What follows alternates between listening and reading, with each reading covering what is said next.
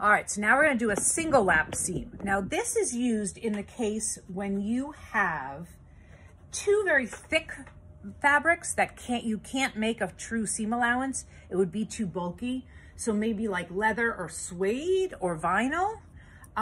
Or if you are trying to overlap interlinings or quilting, batting, if you have two thick things that need to go together and that putting them together and then folding them out would not be practical, what you're gonna do is you're gonna have the wrong side, okay? So on one of the wrong sides, you're gonna mark your 1/2 inch seam.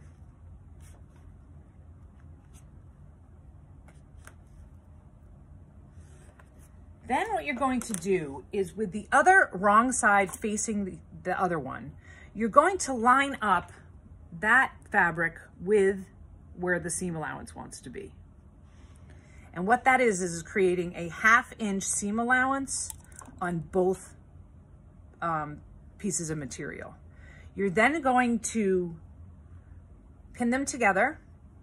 I'm going to stitch this from the right side so I can see where it's going, but making sure that it's still lined up on the wrong side. So this is the right side. This is where I'm going to stitch, but having it together on the wrong side.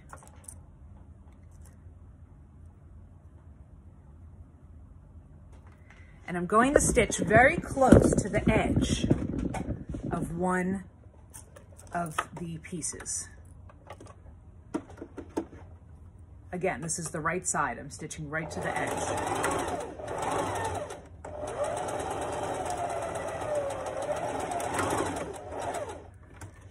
Okay. Trim your threads. So in this case, if we're imagining that this is a vinyl or a leather or something very bulky, we don't actually want all this extra seam allowance because it's gonna add bulk to the seam. So what we would typically do is we would trim this, and you can use the smaller scissors, or if you feel very in control of cutting, you can use the larger scissors.